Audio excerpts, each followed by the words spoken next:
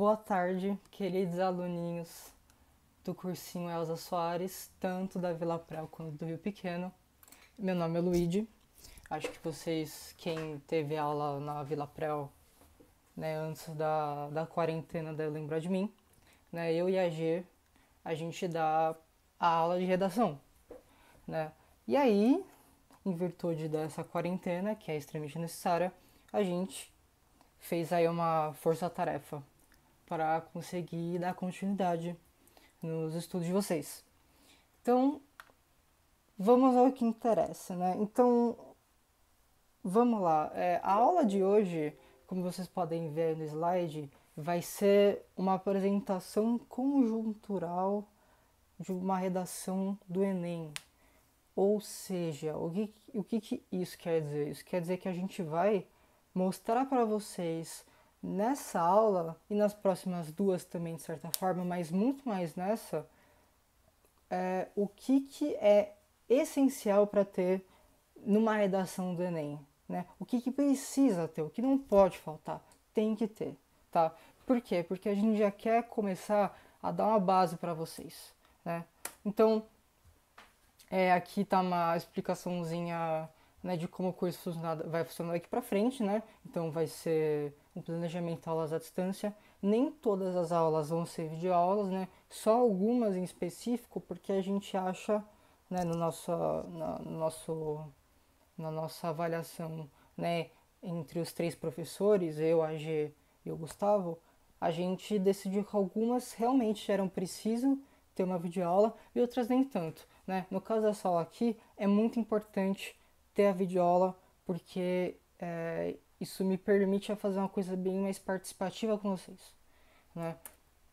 Então, como vocês estão vendo aí, esse é o cronograma de aula, né? É a estrutura do curso, né, que a gente montou, né? A estrutura em curso está em vermelho, né, as aulas em preto tá o que a gente vai usar como instrumento para dar as aulas, né? Então vocês podem ver aí que nem todas são videoaulas, né? Então, mas saindo um pouco dessa parte mais técnica, o que é legal mostrar para vocês? Que as três primeiras aulas, né, mais ou menos, na verdade as duas primeiras, né, é, elas servem para dar esse panorama de uma redação do Enem, né, mostrar o essencial do que é uma redação precisa, né, uma redação dissertativa, argumentativa. Né? Se você teve aula comigo com a G, você lembra que eu destrinchei, né, com vocês o termo, né, dissertação, redação dissertativa e argumentativa, certo? Então, só interpretando as palavras você consegue perceber o que é essencial para estar num texto desse gênero, né? Mas enfim, isso a gente vai revisar tudo. Então, como você pode perceber, essas duas primeiras aulas, mais ou menos, são aulas que mostram parâmetros gerais, né? As próximas aulas são aulas mais focalizadas, né? Então, se essas duas primeiras aulas são a gente dá uma visão geral, né? Uma visão macro da coisa, a gente vai começar se nessas primeiras aulas a gente apresenta para vocês introdução, argumentação, conclusão, né? De uma maneira geral. Nessas aulas a gente vai olhar detalhadamente em cada uma, né? A gente vai estudar uma maneira aprofundada de argumentação, a gente vai estudar a proposta de intervenção de maneira aprofundada também, a gente vai estudar norma culta de maneira aprofundada, né? A gente vai estudar técnicas, a gente não vai só expor, como a gente vai fazer aqui nessa primeira aula, né? Essa primeira aula é muito mais para dar uma base para vocês, né? Uma base que seria o mínimo necessário para que vocês comecem a escrever, né? Porque vocês têm que começar a escrever o quanto antes, né? É só escrevendo que se aprende a escrever, não tem outro jeito, né? Então a gente vai ter que encarar esse monstro juntos, né? Encarar ele de frente, né? Além disso, a gente vai lançar vários documentos anexos, né? Por exemplo, os documentos das competências, vão estar tudo no... vai estar tudo... A gente vai mandar tudo no grupo do WhatsApp, né? E lição de casa, vai ter também lição de casa, tá? E se vocês tiverem alguma dúvida, é óbvio que vocês devem perguntar pra gente, né? Seja mandando e-mail, seja mandando mensagem pra gente no WhatsApp, né? A gente tem e-mail na redação, né? Como vocês podem ver aqui, né? É o redaçãoasalsoares@gmail.com. O de meu mouse está passando. E é isso aí, gente. Agora vamos ao que interessa. Vamos à diversão, né? Então, qual que é a proposta da aula de hoje? A gente vai fazer análise de uma redação nota 1000, né? Mas isso, na verdade, é a parte final da aula, né? Antes, eu vou mostrar para vocês o que é essencial ter na redação. Então, vamos lá. Vamos observar de uma maneira macro primeiro. O que precisa ter, né, na redação? Então, uma redação precisa ser dividida obrigatoriamente em parágrafos, né? Sendo que ela precisa ter, no mínimo, não quer dizer, ela precisa ter necessariamente um parágrafo de introdução, né? Um parágrafo de desenvolvimento, um ou dois no máximo, e mais um parágrafo de conclusão, certo? O parágrafo de introdução, que é o primeiro parágrafo do texto, e o parágrafo de conclusão, que é o último parágrafo do texto, obrigatoriamente tem que ser só um parágrafo, certo? Já o de argumentação, né, os parágrafos de desenvolvimento, que é onde você vai provar que a sua tese está certa, você pode você pode colocar um parágrafo ou no máximo dois. Eu recomendo no máximo dois, mas a gente vai falar sobre isso mais pra frente, né? Além disso, a gente vai trabalhar, mas é sempre bom já salientar aqui, que precisa ter uma coesão vertical no texto inteiro. Então, todos os parágrafos, o parágrafo de introdução com de argumentação com conclusão, todos eles têm que estar extremamente interconectados, né? Ou seja, eles precisam ter coesão, né? Essa palavra talvez não seja tão muito conhecida, alguém não seja muito familiarizado com essa frase, com essa palavra, coesão, mas a gente vai trabalhar com tudo isso no decorrer do curso. Bom, então, se de uma maneira geral é essencial você ter um parágrafo de introdução, um ou dois de argumentação e um de conclusão, então vamos começar pela introdução. O que precisa ter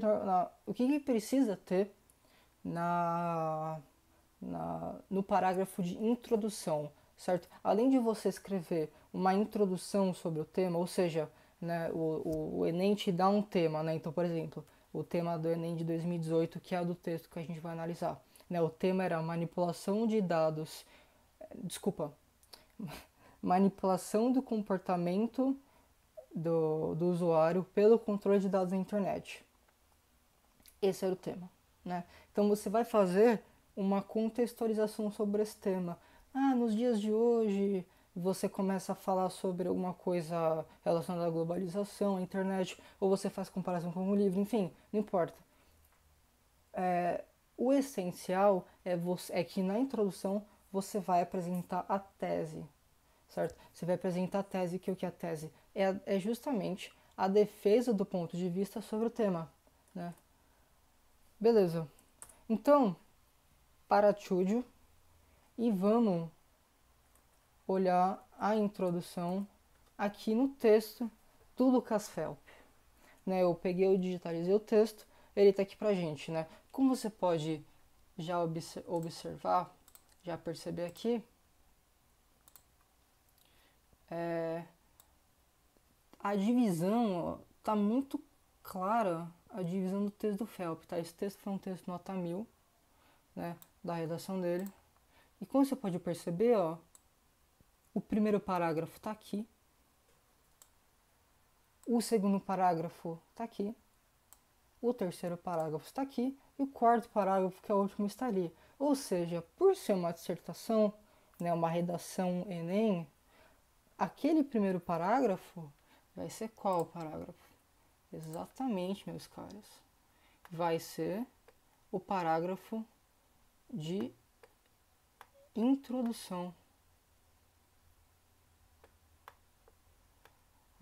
Tá. Então quer dizer, ele vai dar uma contextualizada sobre o tema, né, da maneira que ele preferir, pode ser usando alguma ilustração, livro ou uma reflexão sua sobre sobre o tema, né, em si. E aí nessa introdução ele vai expor a sua tese, ou seja, ele vai defender um ponto de vista a partir do tema, né? Então, só para lembrar para vocês, o tema da redação foi manipulação do comportamento do usuário pelo controle de dados na internet. Ou seja, o tema fala sobre o nosso uso na internet, das redes sociais, e como esse uso pode servir de prato cheio para quem quer manipular as nossas vidas na internet, né? Você, por exemplo, já deve ter estranhado uma vez ou outra, né, que quando você estava conversando com um amigo seu sobre algum produto, né, e aí você liga o celular e você abre o Facebook e tem propaganda sobre aquele produto, né? Parece que o celular te ouve, isso é meio estranho, né? Ou, por exemplo, você tinha muita certeza que alguma coisa estava acontecendo, né? Por exemplo, é, na sua rede social, todo mundo sabe. Eu vou dar exemplo meu, tá? Sobre na eleição de 2018, né? Eu tinha certeza que o Ciro Gomes ia ganhar a eleição, né? Porque a minha rede social inteira falava que o Ciro Gomes ia ganhar a eleição, certo? Eu não tinha quase ninguém que falasse o contrário. Só que quando deu os resultados das eleições, o Ciro teve uma porcentagem ridícula de votos, né? Então, ou seja, a minha rede social limitou a minha visão de mundo, né? E me deixou lá dentro só com pessoas que curtem o Ciro Gomes, né? E por isso que eu tinha certeza que o Ciro Gomes ia ganhar. Mas na verdade o Brasil inteiro não pensava assim. Era só a minha bolha social, certo? Então, agora eu quero que você pause o vídeo, que você leia esse parágrafo de introdução. Eu vou esperar aqui. Pode dar pausa. Eu espero. Já leu? Então tá bom.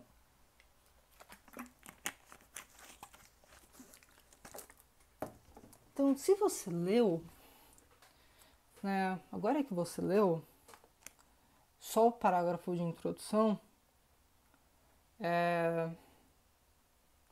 o que ele está defendendo, né? Onde é que está a tese, né, desse parágrafo?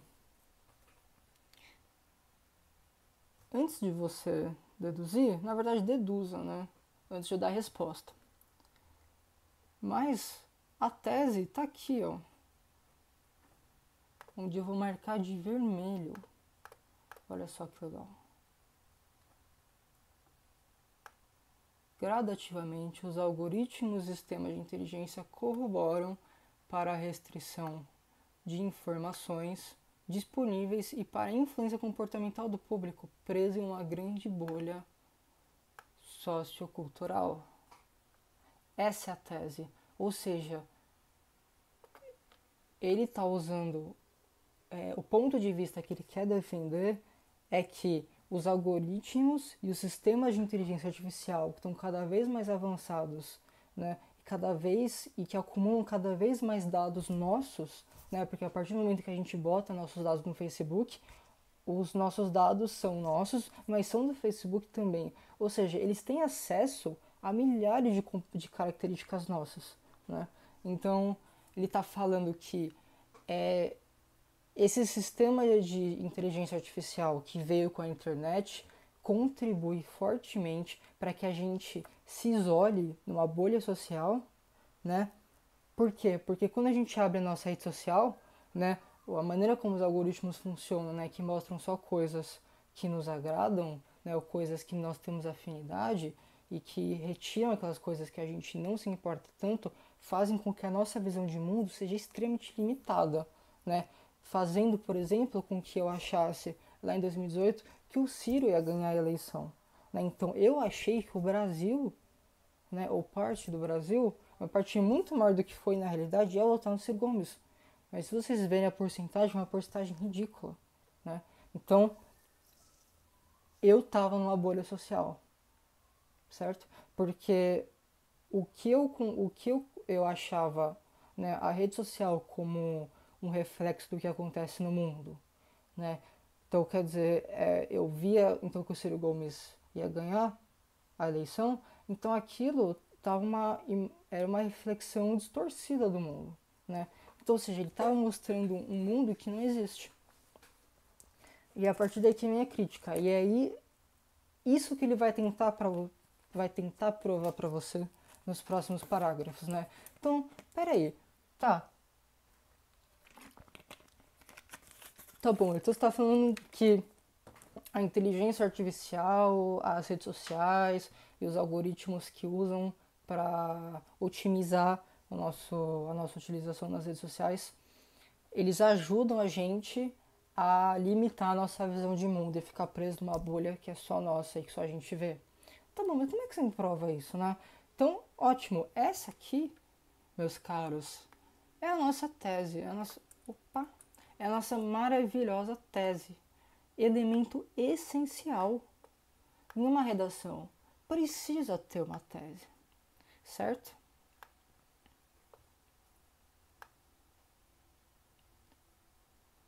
Maravilha. Então, se ele apresentou um ponto de vista na introdução, e a redação precisa ter uma introdução, que dentro dessa introdução você tem uma defesa de um ponto de vista, que é a tese, depois você tem os parágrafos ou o parágrafo de argumentação, ou seja, provar aquilo que está falando, e por último você tem a conclusão, onde você dá uma proposta para intervir, para resolver o problema, né, que você mesmo apontou de uma maneira ativa.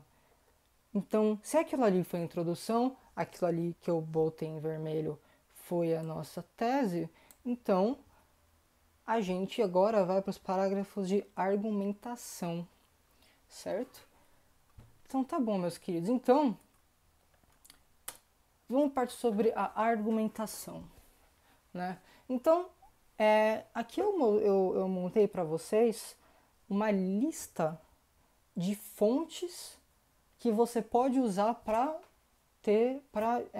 construir o seu argumento, certo? Então essa lista ela está feita da mais recomendável até a menos recomendável, ou seja,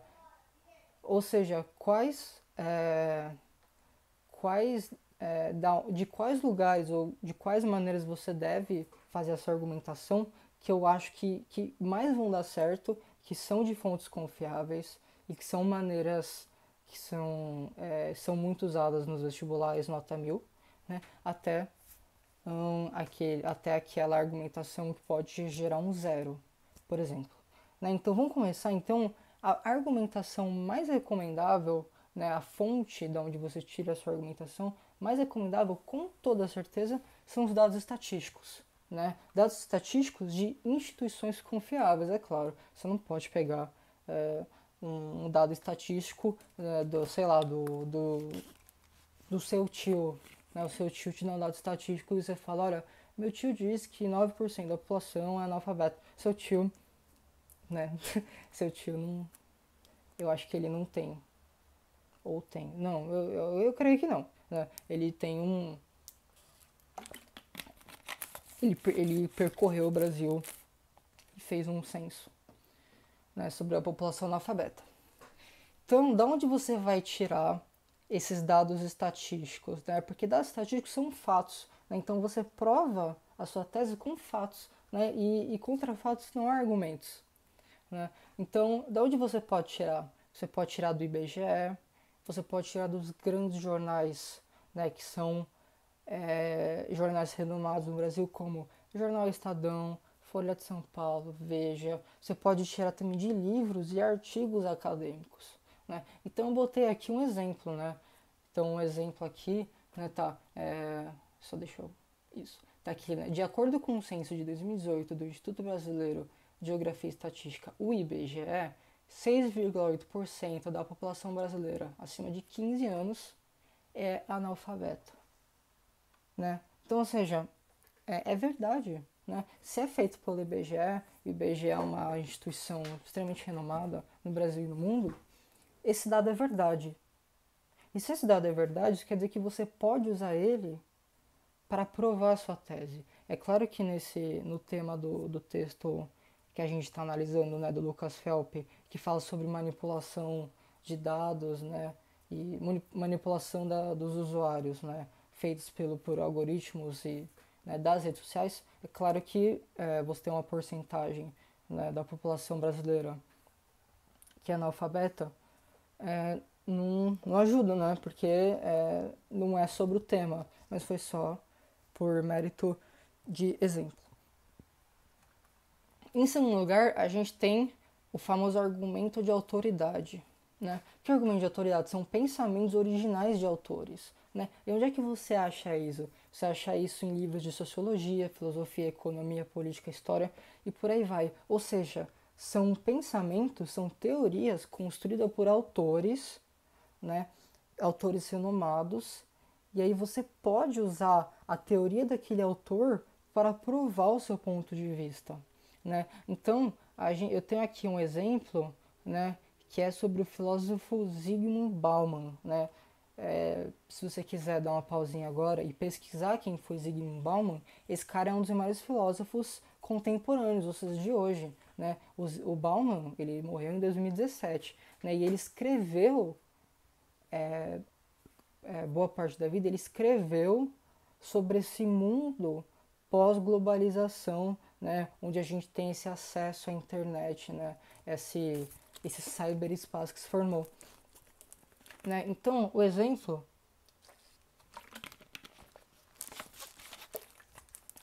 né, então, por exemplo, em um tema sobre uma sociedade individualizada, né, uma sociedade que não tem pensamento coletivo, não tem amor ao próximo, eu poderia usar, num tema como esse, de argumentação, o Bauman. Por quê? Porque o Bauman ele tem um conceito chamado modernidade líquida, né? Que é a modernidade que a gente vive hoje. O período que a gente vive hoje, ele chama de modernidade líquida. Isso é um conceito criado por ele, né?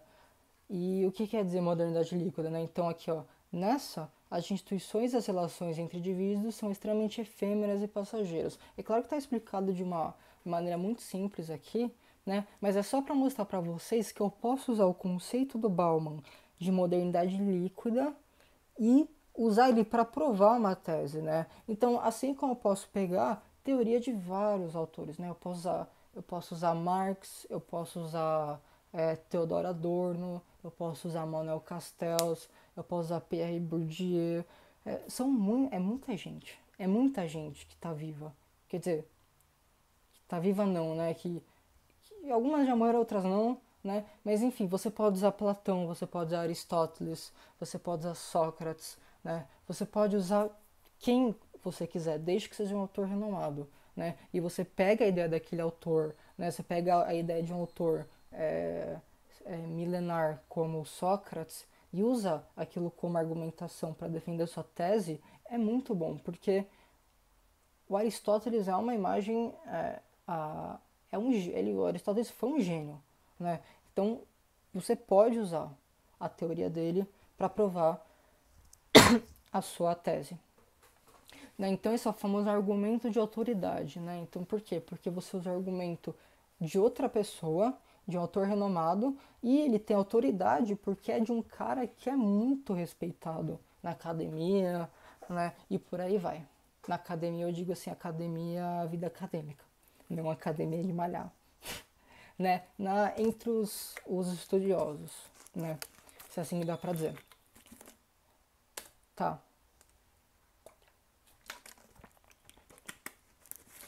Ainda recomendável são o uso de obras literárias, né? Obras literárias, tanto literatura brasileira quanto estrangeira. Como assim? Você usar um livro de um autor,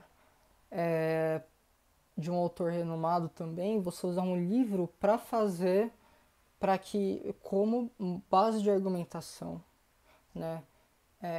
Para o que você quer provar.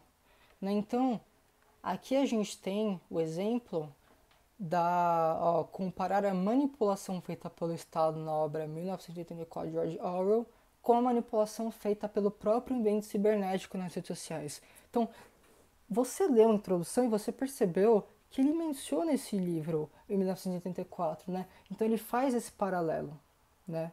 Ele usa esse paralelo. Aí você fala assim, pô, professor, mas é na introdução, a gente tá falando de argumentação. Sim, é verdade, né? Mas como a gente vai ver daqui a pouco, esse elemento do George Orwell também está na argumentação, né? É porque ele usou uma estratégia que chama texto circular, se eu não me engano, né? O que é o texto circular? Você usa elementos que você tem na argumentação, você também menciona ele na introdução e também na conclusão, né? Isso dá um bom efeito no texto, né? Mas isso é para as próximas aulas, né? Agora 4. Os textos de apoio, né? Então, se você pega um tema no Enem e você não faz ideia do que falar sobre aquele tema, você fala, nossa, ferrou. Eu não lembro de nenhum autor, eu não vi nenhum dado estatístico sobre isso, nenhuma notícia no jornal, nem, sabe, não vi no Estadão, nem na Folha. E agora? Lascou? Não lascou não. Calma. O Enem, ele te dá os famosos textos de apoio, ou seja, antes de te mostrar o tema, aliás, depois do tema, ele te fala qual é o tema da redação, ele te dá vários textos, né, que falam sobre aquele tema, tá certo? Então, e aí você pode usar aqueles textos como base para você argumentar. Qual o problema dos textos de apoio? É uma maneira de segura de argumentar? Porque é uma argumentação que é sugerida pelo próprio Enem, né? Ou seja, se você usar ela, você não corre risco de ser controverso, mas é uma coisa que todo mundo usa, né? E qual que é a graça da argumentação, né? Aliás, qual é a graça? Qual é a maneira de você atingir uma pontuação cada vez mais alta de argumentação, né? Uma qualidade na argumentação, porque como mostra a competência 2, se eu não me engano, a competência 2 do Enem fala sobre a qualidade da sua argumentação, né? Então, você pode ter uma nota menor porque a sua argumentação foi rasa, né? Foi uma coisa meio frouxa, né? Mas se você usar argumento de autoridade, né? Pensamentos originais de autores, aquilo dificilmente vai ser uma argumentação rasa, muito pelo contrário. Né? Então, apesar de seguro, é algo que todos usam. Quanto mais diferenciada e bem fundamentada for sua argumentação, maior é a chance de você obter uma nota máxima. Ou seja, você tem que sempre procurar fugir do senso comum. Muita gente acaba usando pessoas, por exemplo, que não fizeram nenhum tipo de preparatório para vestibular, né? Quando você vai no Enem, você sempre vê pessoas mais velhas, né? Tem muita gente mais velha, assim, que a média da galera que tá ali, né?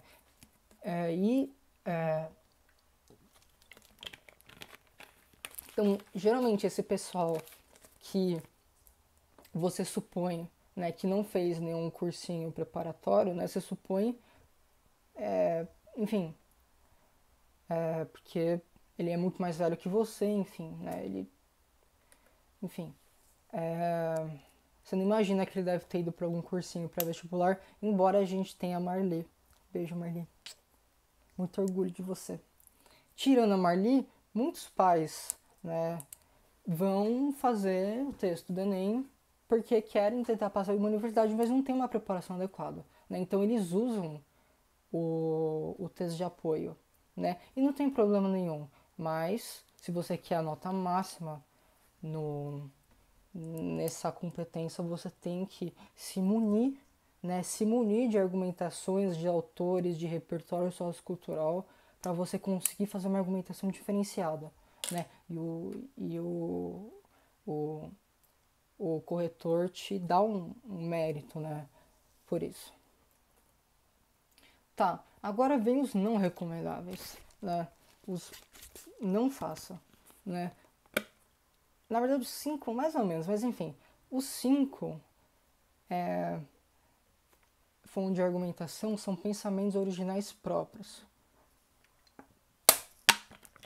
Ou seja, ao invés de você usar dado estatístico, você usar literatura, você usar os grandes autores para provar o que você, seu ponto de vista, você usa o seu próprio pensamento original, né?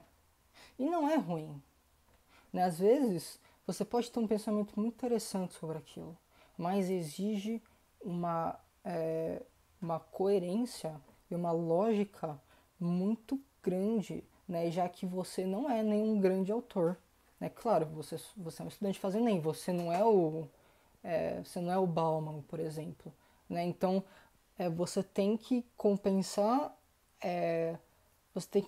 o fato de você não ser um autor renomado, né?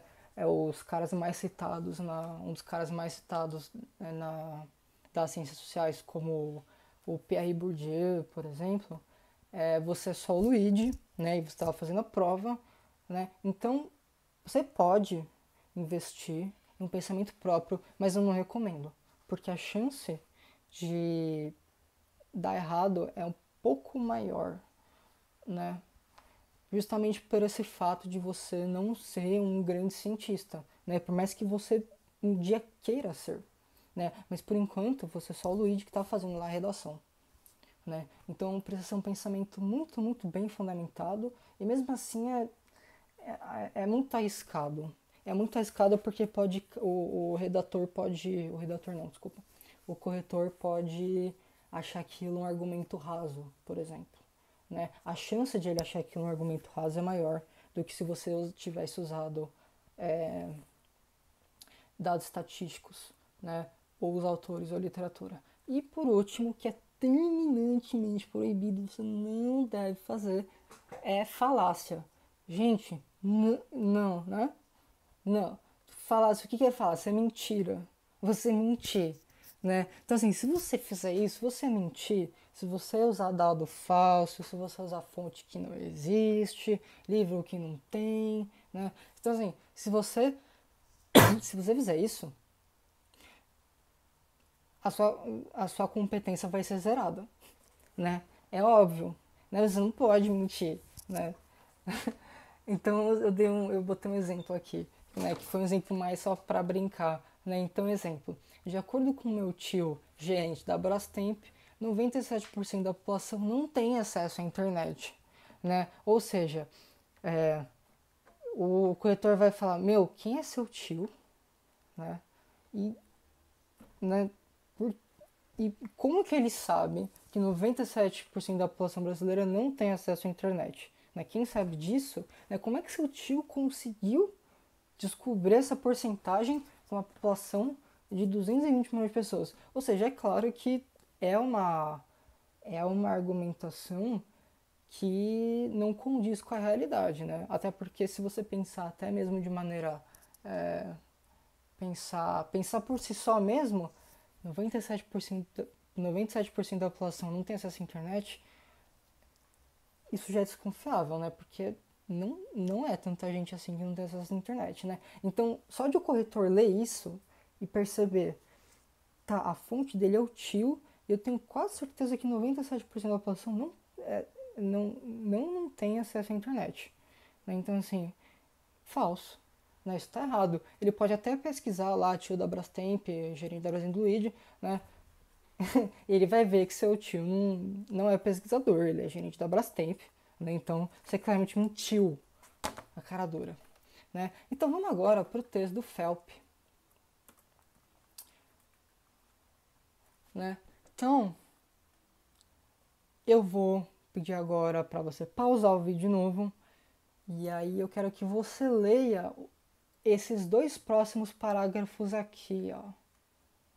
Quer ver? Eu vou fazer um pontinho aqui para vocês, né? Que são os dois parágrafos que o Lucas Phelps vai argumentar, né? Esses dois parágrafos aqui, então ele vai tentar provar o que está em vermelho, vai tentar provar a tese dele.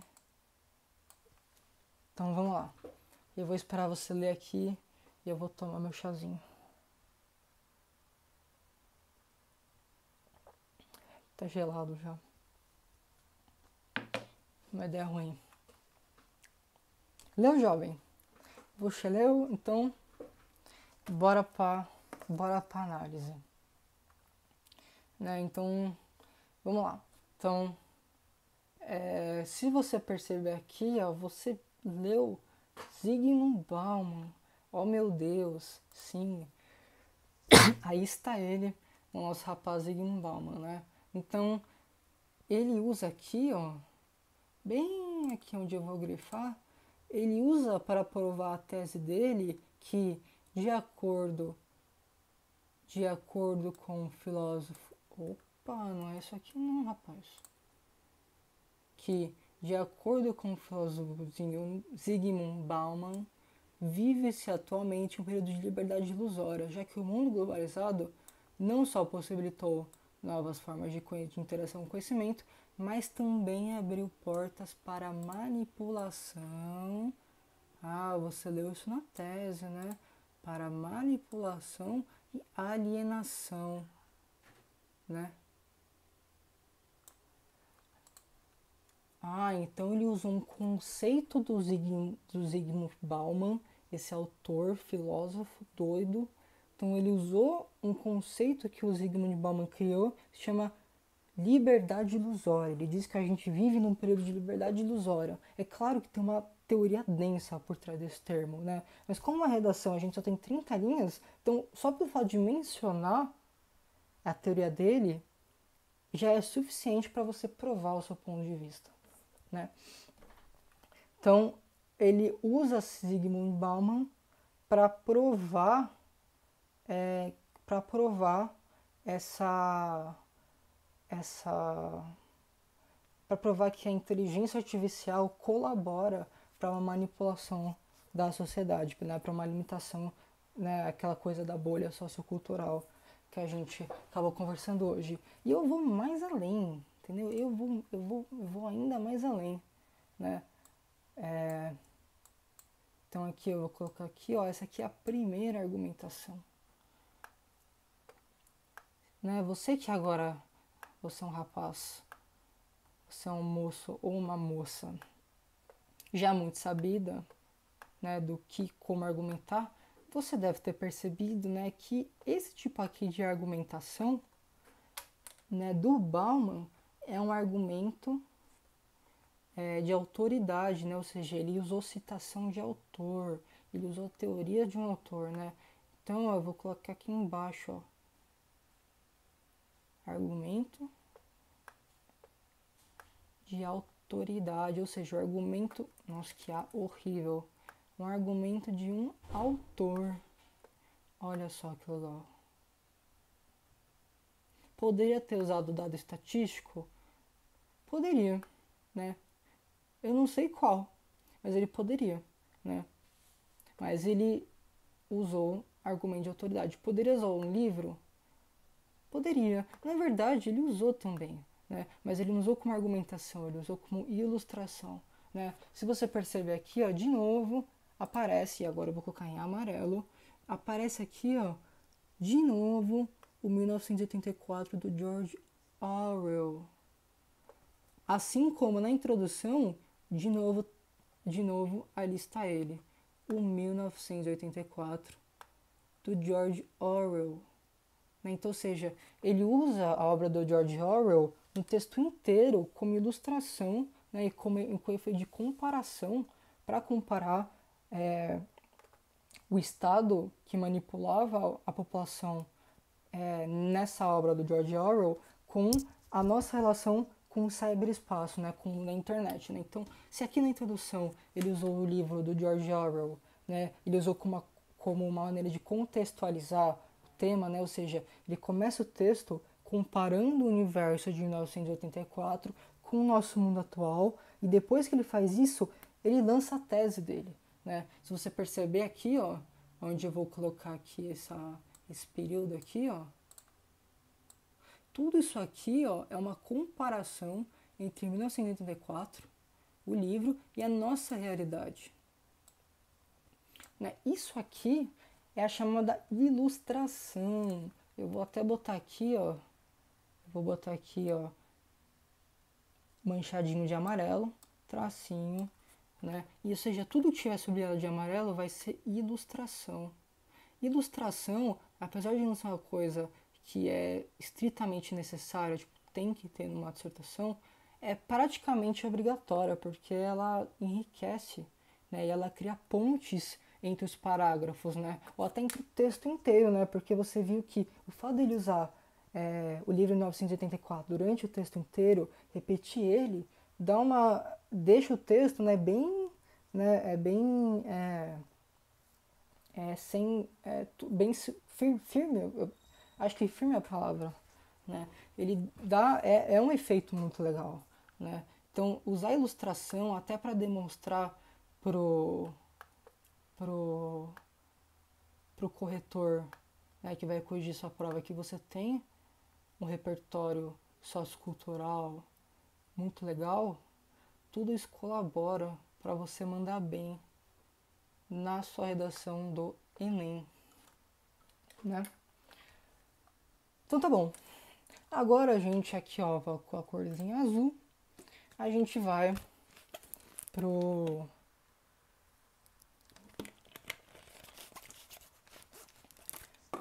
a gente vai aqui pro segundo parágrafo de argumentação, né? Então,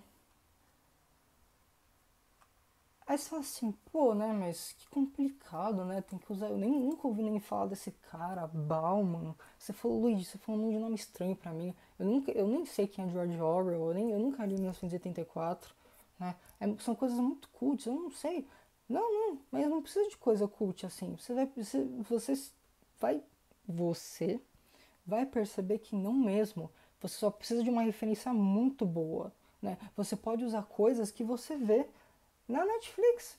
Como por exemplo aí, ó, uma redação nota 1000 usando, pasmem, usando Black Mirror. Black Mirror é aquela série famosíssima na Netflix que você assiste, né, quando está sem nada pra fazer no domingo, né? Olha aí. Que demais, né? Então ele usa, opa, eu errei a cor. Então ele usa Black Mirror, nesse caso, como ilustração. Por quê? Porque ele usa o Black Mirror para comparar com a nossa realidade. Assim como ele usou o livro de 1984 do Orwell, sacou?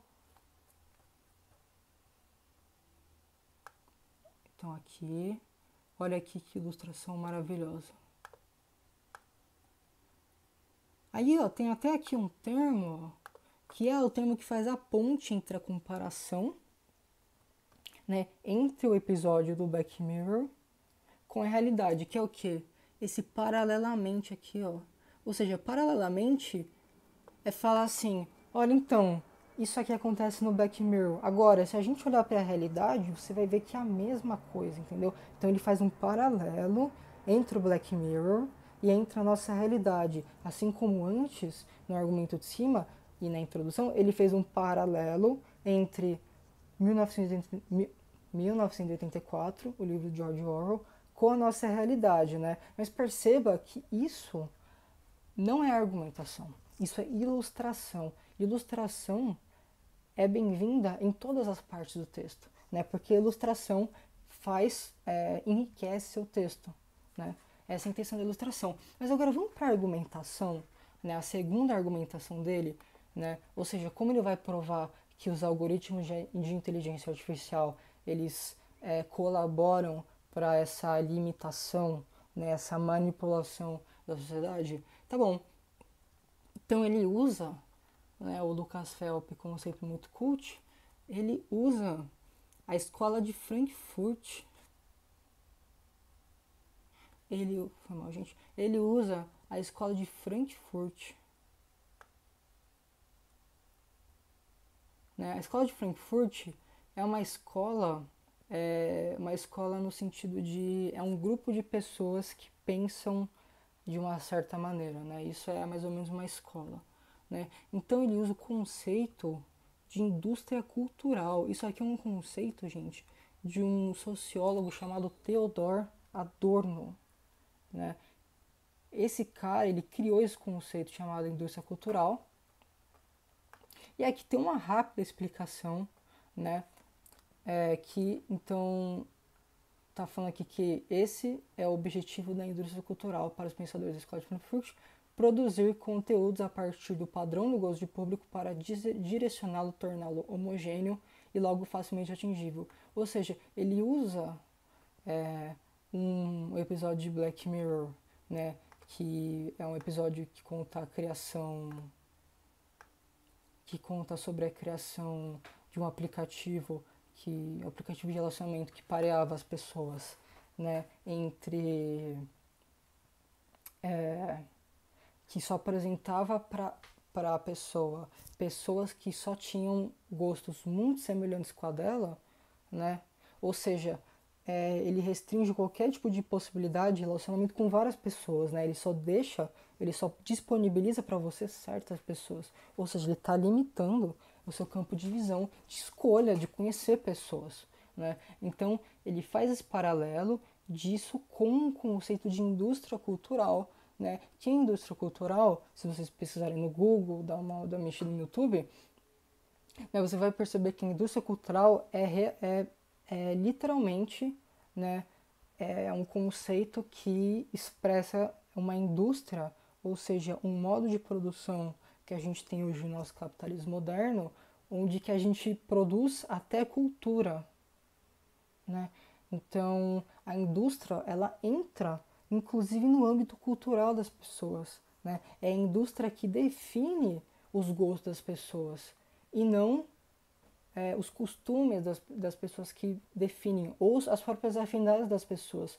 Então, os gostos que a sociedade tem não estão sendo mais definidos por elas mesmas, estão sendo definidas pelo que a indústria quer, né? Se você começar a pensar sobre isso, né, começar a olhar para as pessoas, para as ruas, né, você vai perceber que existe um padrão mesmo de tendência entre as pessoas, né? Entre o que as pessoas vestem, o que as pessoas valorizam, o que as pessoas não valorizam, né? A marca de tênis que a pessoa valoriza, a marca de tênis que a pessoa não valoriza, né? Então, tem essa valorização, tem sobre a nossa cultura um status que está relacionado ao que a gente veste e não o que a gente é, nossa personalidade, né? Enfim. Então, esse foi o nosso segundo argumento. E se você perceber, também foi um argumento de autoridade, né?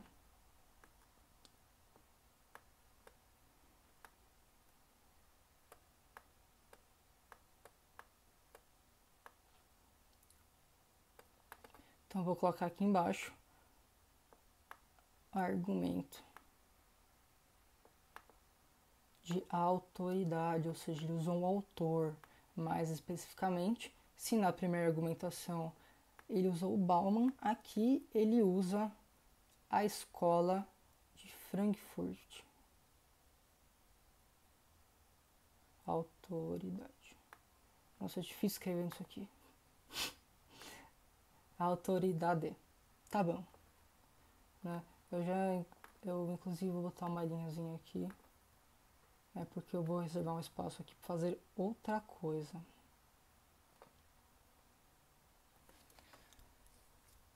Pois, muito que bem.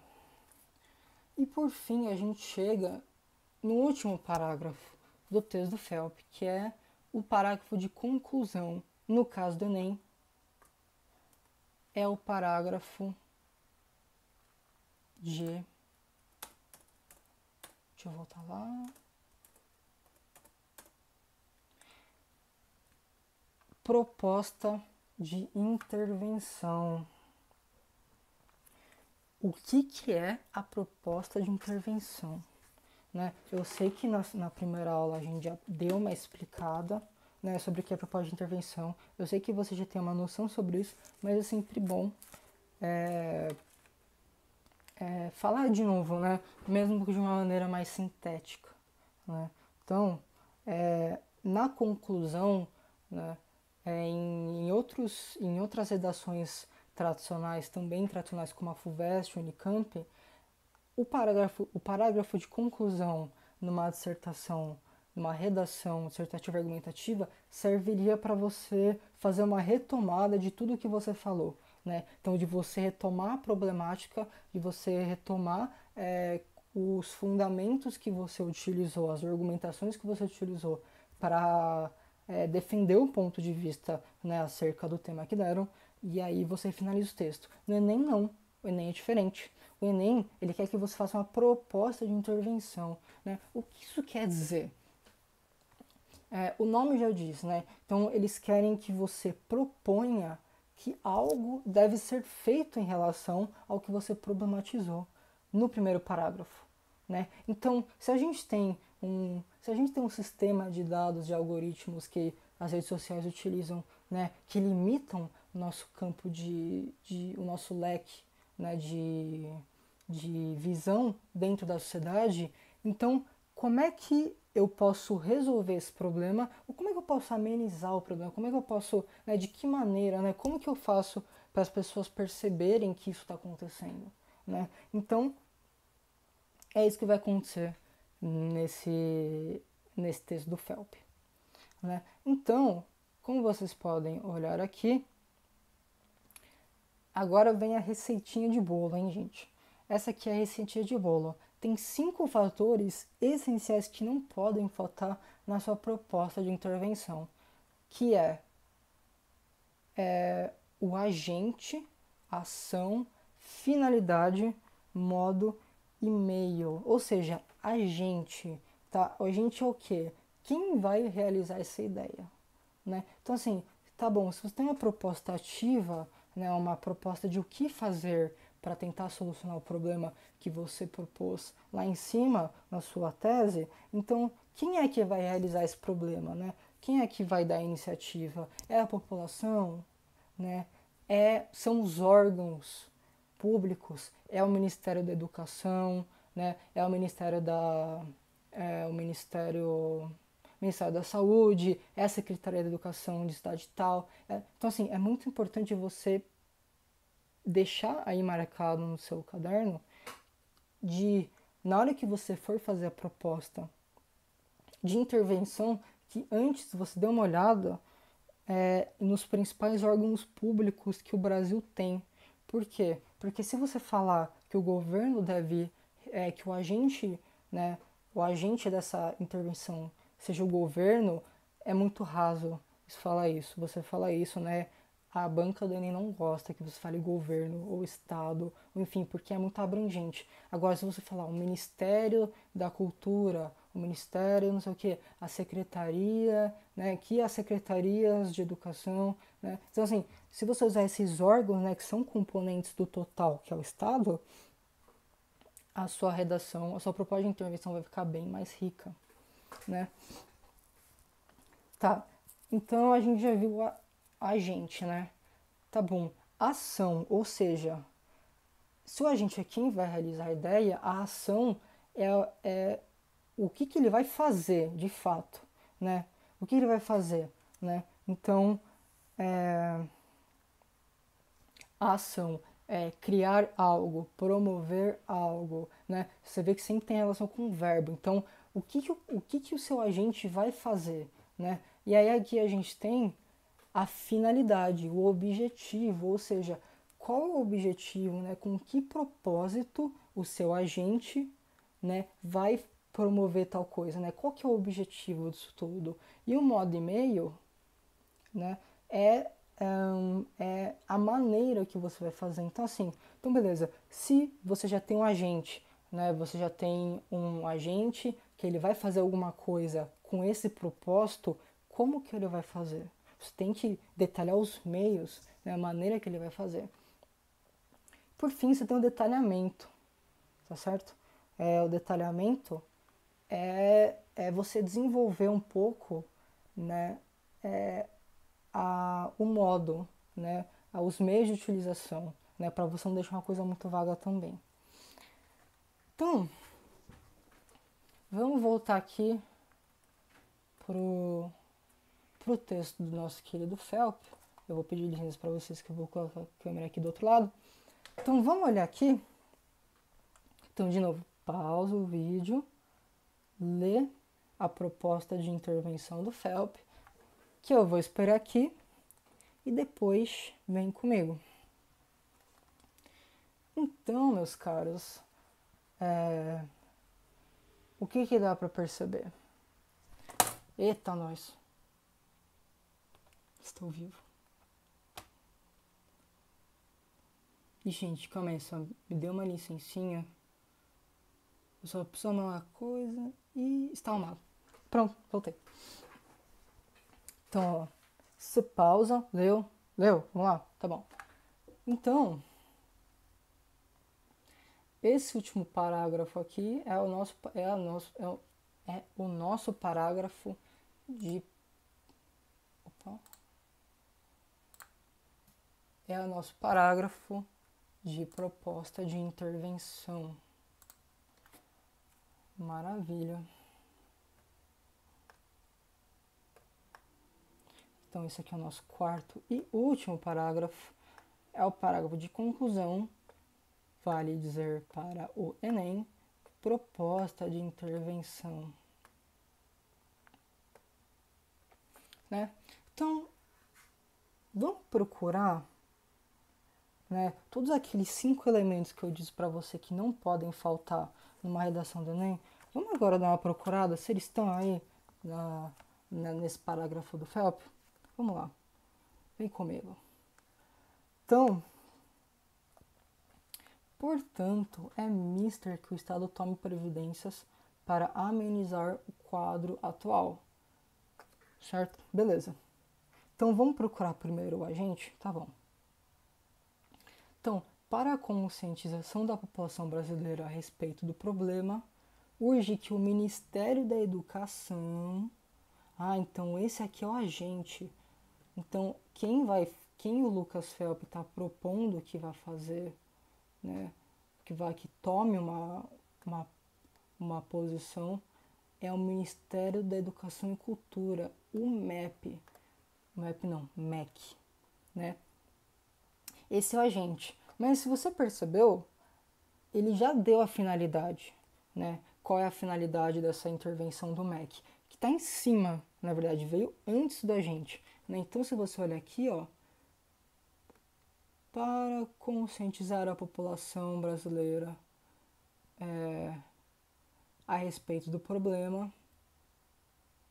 Então isso aqui é a finalidade, ou seja, o agente é um MEC e o objetivo do MEC é conscientizar a população brasileira a respeito do problema. Então tá bom. Então, urge que o Ministério da Educação e Cultura MEC crie, por meio de verbas governamentais, peraí que eu me perdi, campanhas publicitárias nas redes. Pausa aqui que já tem coisa, hein? Olha lá. Então, o MEC vai criar, certo? Então, essa é a ação. Essa é a ação que o MEC vai fazer. Lembra do verbo? Aí o verbo criar. O MEC vai criar campanhas publicitárias nas redes sociais. Certo? Isso aqui é a ação. Agora, como é que o MEC, de que maneira, né? Quais são os meios que o MEC vai utilizar para criar campanhas publicitárias nas redes sociais? Aqui, ó, o meio aqui, ó. Por meio de verbas governamentais. Certo? Certo. Então, ótimo, a gente já tem o agente, que é o MEC, o Ministério da Educação e Cultura. A gente já tem o propósito, né, o objetivo dessa ação que o MEC vai fazer, que é conscientizar a população a respeito desse problema, né, o problema dos algoritmos da internet, né, do espaço cibernético, né, como manipulador de nós mesmos. Né? Então, a gente já tem, né, o propósito, a gente já tem o agente, que é o MEC, a gente já tem a ação, que é criar campanhas publicitárias nas redes sociais, e a gente já tem a maneira como a gente vai criar essas campanhas por meio das publicações publicitárias, que é o quê? Por meio de verbas governamentais. Ótimo, você já detalhou então o agente, a finalidade, a ação e o meio. Tá certo, gente? E aí, a gente tem aqui, ó, um detalhamento, ou seja, aqui ele fez um detalhamento mais específico do que seriam essas campanhas publicitárias nas redes sociais. Então, ao invés de falar só campanhas publicitárias, jogar para o público, né, para, sei lá, cria uma campanha aí. Não, ele detalhou o que seriam essas campanhas. Então, aqui, ó, são campanhas que detalham o funcionamento dos algoritmos inteligentes nessas ferramentas e advirtam os internautas do perigo da alienação, sugerindo ao interlocutor criar o hábito de buscar informações de fontes variadas para você não manter o seu campo de visão limitado, né? Que isso que a rede social acaba fazendo com a gente, como eu dei o exemplo das eleições de 2018 com o Ciro Gomes, em mente e manter em mente o filtro a que ele é submetido.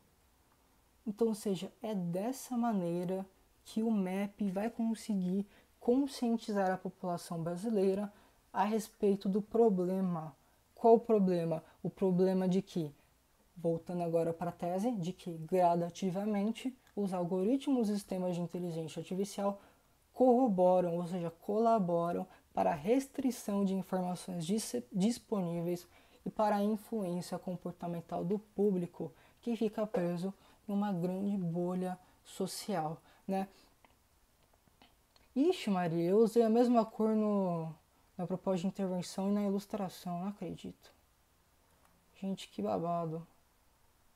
Bom, e lascou. O que eu faço agora? Bom, gente, eu vou... já sei, é fácil. Enfim. Perdão. Então, eu vou deixar aqui em rosa, tá? Né? Para mostrar para vocês que, assim, não confundam tudo isso que eu disse, né? Com ilustração. A ilustração é só um outro instrumento. Né? Mas acho que vocês pegaram, né? Eu mesmo parei de prestar atenção que a amarela era para ilustração. Mas enfim, tudo bem. Não dá nada. Vou até riscar aqui. Olha lá. Que gambiarra demais. Então é isso aí, gente. Essa daqui foi a análise do texto do Lucas Felp, da sua redação Nota 1000 de 2018, que o tema era manipulação do comportamento do usuário pelo controle de dados, né? A gente terminou a análise e é isso aí que vocês vão fazer na lição de casa de vocês. Mas, antes de passar para a lição de casa, só deixa eu dar uma olhadinha aqui no negócio. Eita, nós, tá bom. Então, antes da lição de casa, eu só vou passar para vocês...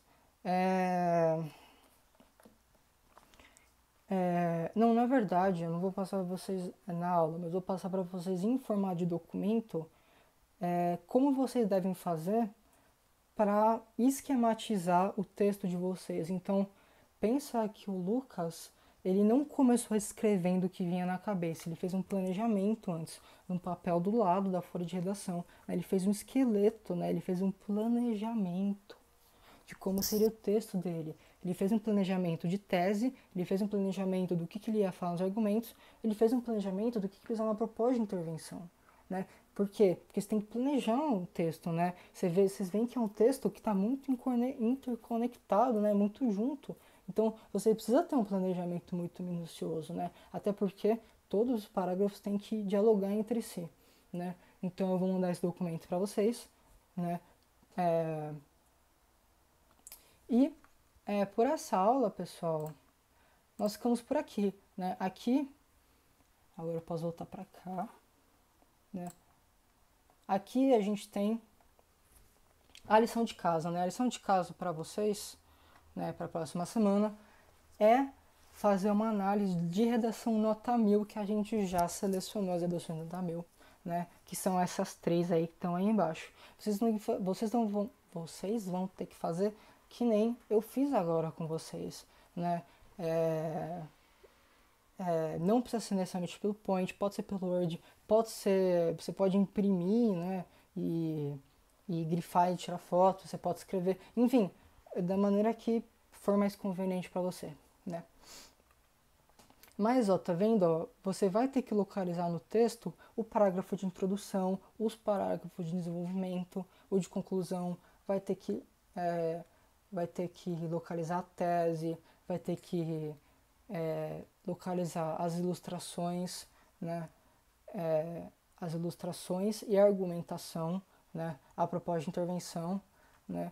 E por aí vai, né? E as 5 coisinhas, os 5 agentes da proposta de intervenção. E é isso aí, gente. Eu espero que todos vocês tenham gostado da aula, né? Aqui vai meu carinho e agradecimento especial para a equipe de redação da Vila Prel, né? O Gustavo, a G e a Mari, que é a coordenadora do cursinho, que a gente se juntou mesmo, a gente se uniu para fazer esse projeto dar certo. E deu muito trabalho, mas é maravilhoso poder ajudar vocês, né? Poder continuar dando, né? Continuar dando aula, né? Então, fiquem firmes nessa quarentena, é só uma fase e elas passam, né? Já vivemos coisas piores na história da humanidade, passamos por elas também. Então isso aqui é só mais um acaso, né? Mas a humanidade está acostumada com isso e a gente tem que se manter forte, a gente tem que continuar estudando, a gente não pode. Agora você deve estar se perguntando, depois de 1 hora de videoaula, por que o Luigi apareceu do nada tomando sol no jardim? Bem, é porque a bateria do celular acabou e eu não consegui dar tchau. Então esse vídeo é só pra dar tchau mesmo. Eu tô tomando sol no meu jardim, né? Que eu preciso de vitamina D nessa quarentena. E é isso aí, gente. Obrigado por assistir até aqui. Tomem sol e fiquem em casa. E bons estudos!